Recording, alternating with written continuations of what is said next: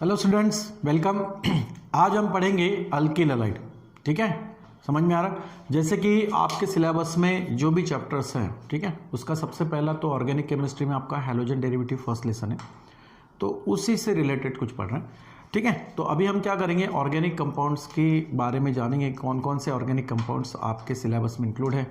ठीक है, और क्या होंगे उसके लिए। ठीक है, तो सबसे पहले देखो अल्किल हैलाइड, पहला जो हम देखेंगे वो है अल्किल हैलाइड। ठीक है, अल्किल हैलाइड, अब ये आपको आएगा फर्स्ट लेसन में हैलोजन डेरिवेटिव में। ठीक है, अल्किल हैलाइड को हम जनरली रिप्रेजेंट करते हैं, अल्किल ग्रुप को रिप्रेजेंट करेंगे R से, और हैलाइड मतलब हैलोजन जो है उसको हम रिप्रेजेंट करेंगे X से। ठीक है, पीरियोडिक टेबल में हैलोजन ग्रुप, ठीक है, जहाँ तक कि आपने पढ़ा होगा, पीरियोडिक टेबल में एक हैलोजन ग्रुप होता है। कौन कौन से होते हैं? Fluorine, chlorine, bromine, iodine.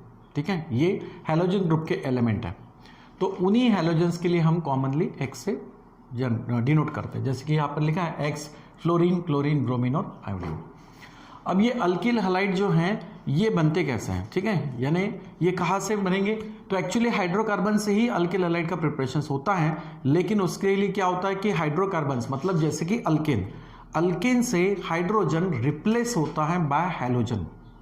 ठीक है, bye halogen group. Halogen group एक सब्स्टिट्यूएंट ग्रुप का काम करता है, जो हाइड्रोकार्बन से मतलब अल्केन से हाइड्रोजन्स को सब्स्टिट्यूट करता है, रिप्लेस करता है और खुद जाके वहां पे अटैच होता है। ठीक है, तो अल्किल हैलाइड मतलब क्या होता है? These are mono halogen derivative of alkane. अब सबसे पहले हम यहाँ पर मोनो हैलोजन डेरिवेटिव देख रहे हैं।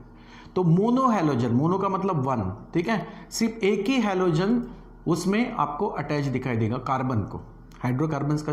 हाइड्रोकार्बन्स में जो कार्बन होगा उसको एक ही हैलोजन अटैच है, तो उसको बोलेंगे अपन मोनो हैलोजन। ठीक है, मोनो हैलोजन डेरिवेटिव मतलब यहाँ पर अल्केन का एक हाइड्रोजन क्या होगा? रिप्लेस होगा।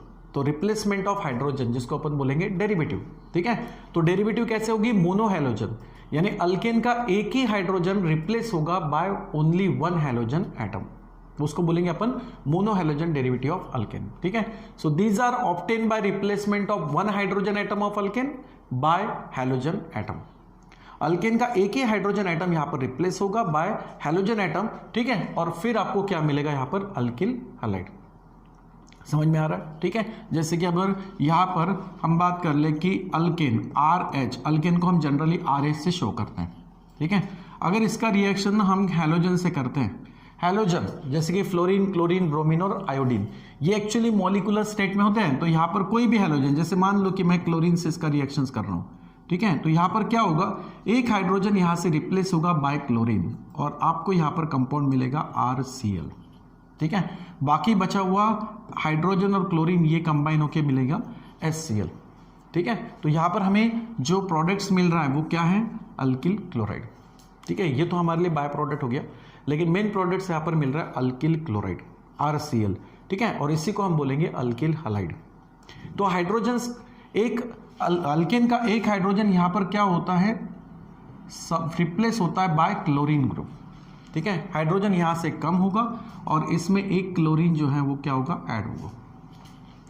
So these are obtained by replacement of one hydrogen atom of alkane by halogen atom. ठीक है, so these are called as the alkyl halide.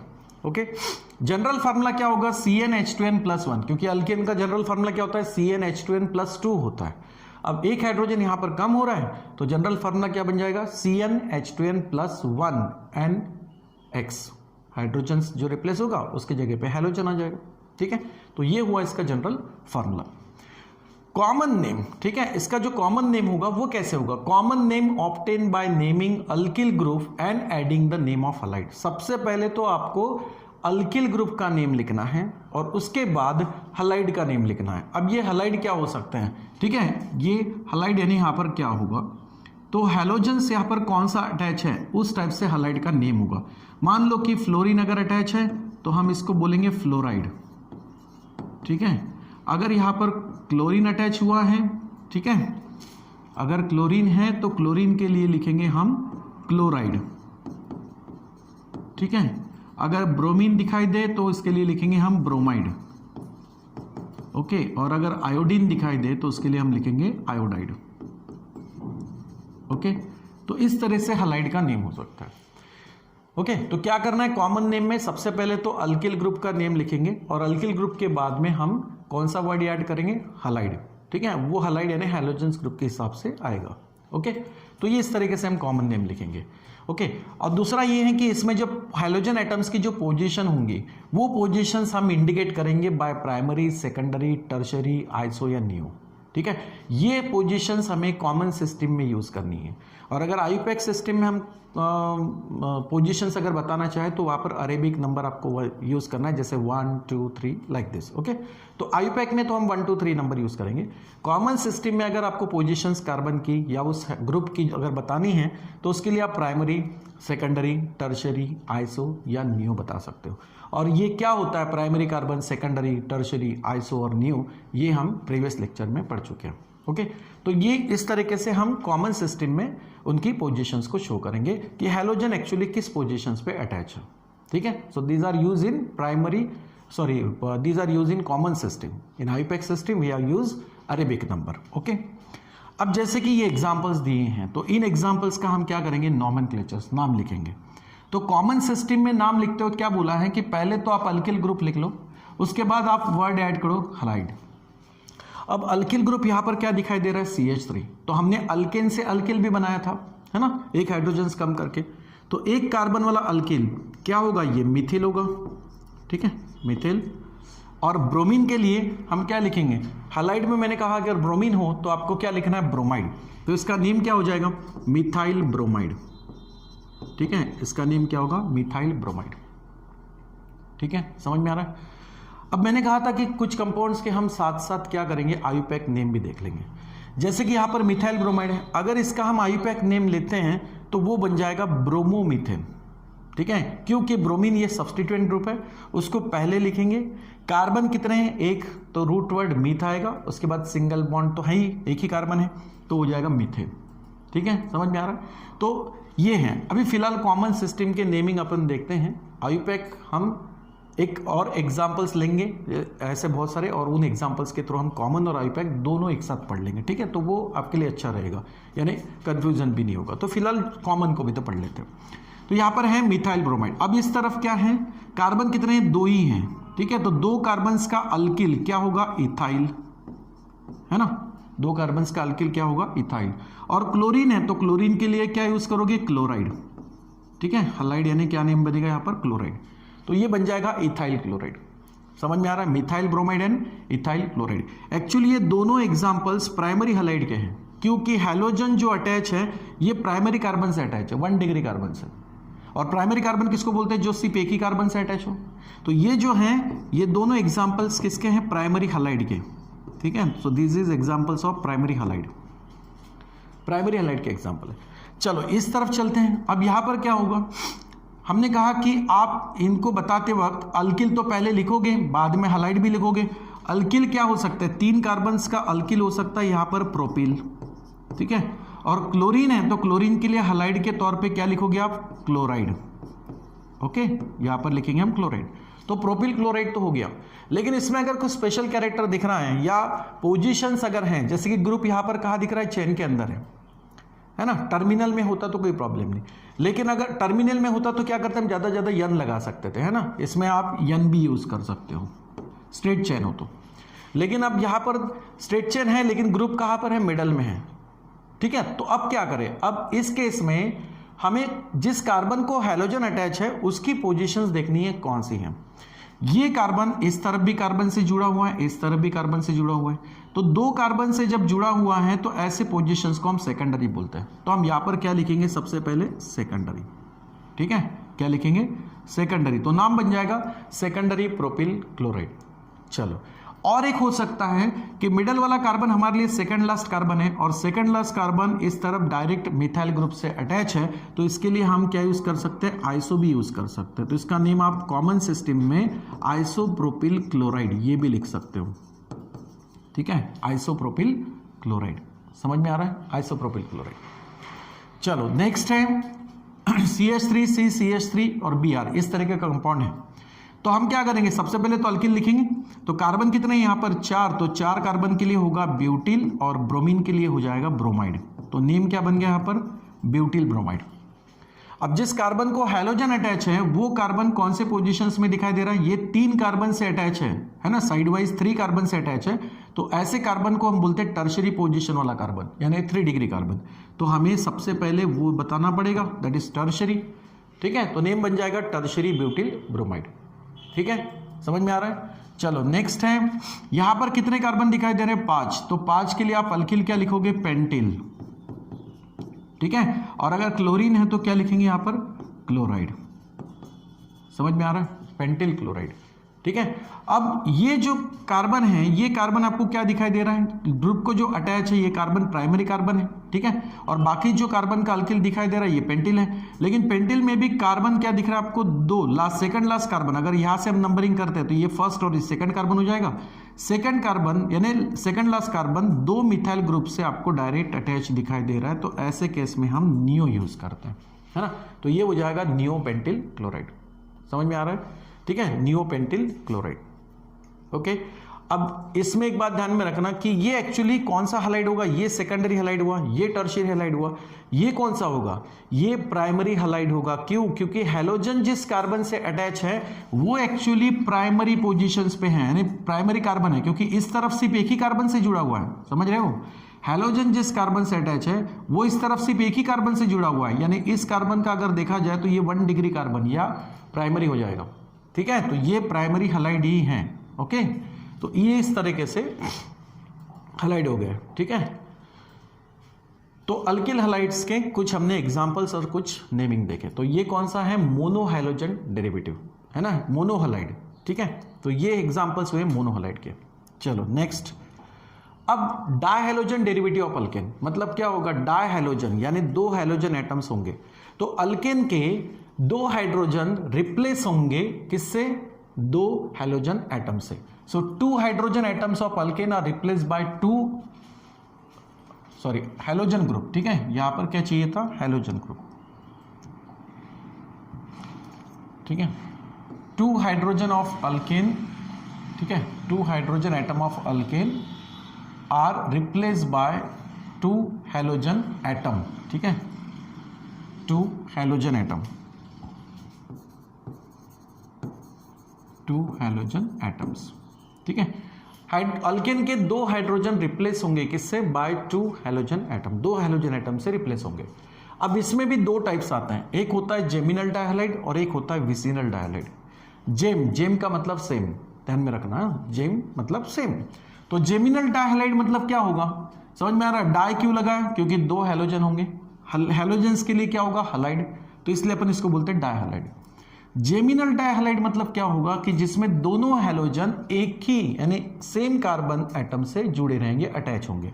So 2 halogen atoms are attach to the same carbon atom. अगर कहीं पर 2 halogen atom एक ही carbon से attach है, same carbon से अटैच है, तो ऐसे टाइप्स के हैलाइड को हम डायहैलाइड तो बोलते ही हैं, उसको बोलेंगे जेमिनल डायहैलाइड। जेमिनल डायहैलाइड का जब हम कॉमन नेम लिखेंगे, ठीक है, इसमें जब जेमिनल डायहैलाइड्स का हम कॉमन नेम लिखेंगे तो ध्यान रखना इसका कॉमन नेम होगा अल्किलिडीन। ठीक है, इसका नेम क्या होगा, अल्किलिडीन डायहैलाइड। क्या नेम होगा, अल्किलिडीन डायहैलाइड। अब जैसे यहां पर देखो एग्जांपल दिया है, कितने कार्बन से इसमें 3 है, तो 3 कार्बन के लिए क्या हो जाएगा, प्रोपिलिडीन, है ना। ये सिर्फ अल के जगह आपको क्या करना है, रूट वर्ड लगाना है। ठीक है, अल क्या रिप्रेजेंट करता है, रूट वर्ड, तो रूट वर्ड क्या हो जाएगा, प्रोप, क्योंकि 3 कार्बन है, तो ये क्या हो जाएगा, प्रोपिलिडीन। और ब्रोमाइड तो लिखेंगे, लेकिन कितने ब्रोमीन है, 2 हैं, तो उसके लिए लिखेंगे डाई, प्रीफिक्स का यूज करेंगे डाई, तो प्रोपिलिडीन डाई ब्रोमाइड। ओके, समझ में आ रहा, ये इस टाइप का एक डायहैलाइड होगा, दैट इज जेमिनल डायहैलाइड। विसिनल डायहैलाइड में क्या होता है कि दोनों halogen atom actually adjacent carbon atom से अटैच होंगे, मतलब 2 डिफरेंट कार्बन एटम्स, एक ही कार्बन से पे नहीं होंगे। So 2 halogen atoms are attached to the adjacent carbon atom. जैसे कि यहां पर अभी एक एग्जांपल लिया मैंने, यहां पर CH2, ठीक है, इस तरफ एक ब्रोमीन है, इस तरफ भी एक ब्रोमीन है, तो एडजेसेंट कार्बन्स को यहां पर 2 हैलोजन अटैच है। इस डायहैलाइड को हम विसिनल डायहैलाइड बोलते हैं। और विसिनल डायहैलाइड का कॉमन नेम अगर लिखोगे तो इसमें कॉमन नेम क्या लिखते हैं हम, अल्किलिन डायहैलाइड। ठीक है, अल्किलिन डायहैलाइड, अल्किलिन डायहैलाइड। आपको क्या करना है, इस अल के जगह रूट वर्ड तो यूज करने हैं, है ना। तो यहां पर अल्क, अब ये जो कंपाउंड लिया इसमें कार्बन कितने हैं, 2 ही हैं, तो 2 कार्बन्स के लिए रूट वर्ड क्या आएगा, ईथ, और बाकी नेम एज इट इज रखना है, यानी इथिलिडीन डाइब्रोमाइड। अच्छा, डाई क्योंकि 2 हैं ब्रोमीन और इसलिए ब्रोमाइड भी, तो डाइब्रोमाइड हो जाएगा, यानी इथिलीन डाइब्रोमाइड, ये हो जाएगा। ठीक है, अब ऐसे आप और भी एग्जांपल्स बना सकते हो। ठीक है, तो ये हो जाएगा जेमिनल डायहाइड, ये हो जाएगा विसिनल डायहाइड। ठीक है, तो ये हो गया डायहैलोजन डेरिवेटिव ऑफ अल्केन। सबसे पहला क्या था, सबसे पहला था यहाँ पर मोनोहैलोजन डेरिवेटिव। ध्यान में रखो, यहाँ पर क्या है, मोनोहैलोजन डेरिवेटिव, ये मोनोहैलोजन डेरिवेटिव हुए। उसके बाद क्या है, डायहैलोजन डेरिवेटिव। ठीक है, जहाँ पर 2 हाइड्रोजन अल्केन के रिप्लेस हुए बाय 2 हैलोजन एटम। और एक हो सकता है पॉलीहैलोजन डेरिवेटिव। अब ये पॉलीहैलोजन डेरिवेटिव क्या होगा, पॉलीहैलोजन डेरिवेटिव किसको बोलेंगे, जिसमें 2 से ज्यादा हाइड्रोजन एटम अल्केन के रिप्लेस हो रहे हैं बाय हैलोजन एटम्स। 2 से ज्यादा, 3 हो सकते हैं, ठीक है, 4 भी हो सकते हैं। कार्बन की वैलेंसी 4 होती हैं और कम से कम उसको 4 तो हाइड्रोजन बॉन्डेड हो सकते हैं। अगर पहला हम मेंबर लेते हैं जैसे कि मीथेन, ठीक है, फर्स्ट मेंबर अगर लेते हैं अपन, कौन सा लेते हैं, मीथेन, सॉरी फर्स्ट मेंबर क्या लेता है, CH4, दैट इज मीथेन। अब इस मीथेन से क्या होगा, हाइड्रोजन्स कम होंगे। ठीक है, यहां से हाइड्रोजन सब्सटीट्यूट होंगे बाय हैलोजन एटम। ठीक है, तो एक होगा तो मोनोहैलोजन, 2 हुए तो डायहैलोजन। पॉलीहैलोजन में क्या हो सकता है, 2 से ज्यादा, यानी 3 या 3 से ज्यादा। जैसे कि इसमें देखो CH3, CHBr3, CHI3, ये जो हैं ये एक्चुअली कहां से बनेगा, इस मीथेन से ही बनेगा।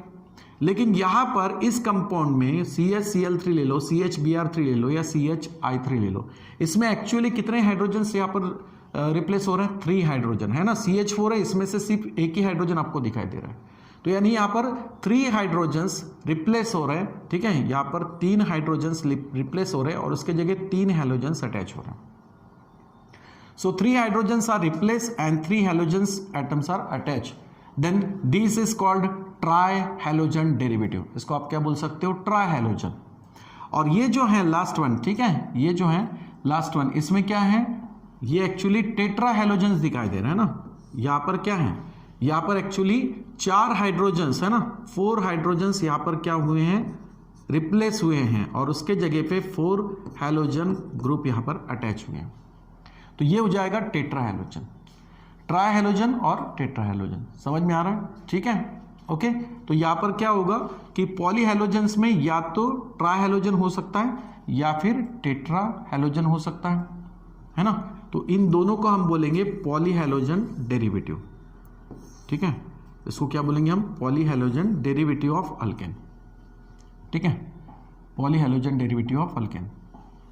समझ में आ रहा है, ये जो है ये किस तरह से सब्सटीट्यूट होगा, यहाँ पर 4 हाइड्रोजन रिप्लेस होंगे और यहाँ पर 4 हैलोजन्स ग्रुप अटैच होंगे। ठीक है, हालांकि CH4 से ही बन रहा है। तो ये जो है CHCl3, इसका कॉमन नेम क्या होता है, इसको बोलते हैं क्लोरोफॉर्म। ठीक है, इसको क्या बोलते हैं, क्लोरोफॉर्म। ठीक है, CHBr3 इसको ब्रोमोफॉर्म। एक्चुअली ये आयुपैक नेम जैसा ही है। ठीक है, देखो यहां पर अगर हम क्लोरोफॉर्म, ब्रोमोफॉर्म, एक्चुअली क्या लेते हैं हम, हेलो, लेकिन दिखेगा आपको आयुपैक जैसा ही, लेकिन है ये कॉमन क्लोरोफॉर्म। अगर इसका आयुपैक नेम लिखते हैं तो वो आता है 111 ट्राइक्लोरोमीथेन। ठीक है, 111 ट्राइक्लोरोमीथेन, क्योंकि कार्बन एक ही है, एक ही कार्बन से 3 क्लोरीन अटैच है, तो अरेबिक नंबर से इसकी पोजीशंस 1 होगी और तीनों क्लोरीन पहले ही कार्बन से अटैच है। ठीक है, एक ही कार्बन से अटैच है। यहाँ पर देखो ये जो 3 क्लोरीन होंगे ये एक ही कार्बन से अटैच है। ओके, तो इसीलिए हम इसकी पोजीशंस क्या बताएंगे, 1, इसकी भी पोजीशन 1 और इसकी भी पोजीशन 1, तो पोजीशन हो जाती है 111 ट्राइक्लोरो और लास्ट में एक ही कार्बन है तो इसका अल्केन क्या होगा, मीथेन। तो 111 ट्राइक्लोरोमीथेन, ये इसका आयुपैक नेम होगा। लेकिन कॉमन नेम में हम इनको क्या बोलते हैं, क्लोरोफॉर्म, इसको ब्रोमोफॉर्म बोलेंगे। ठीक है, इसको बोलते हैं आइडोफॉर्म। ठीक है, इसको बोलेंगे हम आइडोफॉर्म। और ये जो है CCl4, इसको बोलते हैं कार्बन टेट्राक्लोराइड। ठीक है, carbon tetrachloride, carbon tetrachloride. Okay, और ये बहुत बार यूज होता है केमिकल रिएक्शंस में, ऑर्गेनिक सॉल्वेंट का काम करता है ये। ठीक है, ऐसे सब्सटेंस के लिए, ऐसे केमिकल्स के लिए जो जनरली वाटर में डिजोल्व नहीं होते हैं, तो उस केस में हम ऑर्गेनिक सॉल्वेंट यूज करते हैं, जैसे कि कार्बन टेट्राक्लोराइड। ठीक है, तो ये क्या है एक्चुअली, पॉलीहैलोजन डेरिवेटिव ऑफ अल्केन। ठीक है। तो अल्केन से अल्किल हैलाइड बनेंगे, लेकिन कभी मोनो हैलोजन डेरिवेटिव होगा, कभी डाई हैलोजन होगा, कभी ट्राई हैलोजन या पॉली हैलोजन। पॉली हैलोजन मतलब टेट्रा हैलोजन भी हो सकता है। तो ट्राई और टेट्रा इन दोनों को हम एक साथ पॉली हैलोजन बोल सकते हैं, पॉली हैलोजन डेरिवेटिव बोल सकते हैं, ठीक है। तो ये इस तरीके से अल्केन का डेरिवेटिव होने के बाद आपको मिलेंगे क्या, अल्किल हैलाइड, ठीक है। समझ में आ रहा है। तो सबसे पहला मोनो हैलोजन डेरिवेटिव होगा, उसके बाद डायहैलोजन डेरिवेटिव ऑफ अल्केन में दो टाइप्स आएंगे, जेमिनल डायहैलाइड और विसिनल डायहैलाइड, और लास्ट में आएगा पॉली हैलोजन डेरिवेटिव, ठीक है। क्लियर। तो यहाँ तक अल्किल हैलाइड्स के बारे में हमने पढ़ लिया, ठीक है। समझ में आया बेटा। चलो, थैंक यू।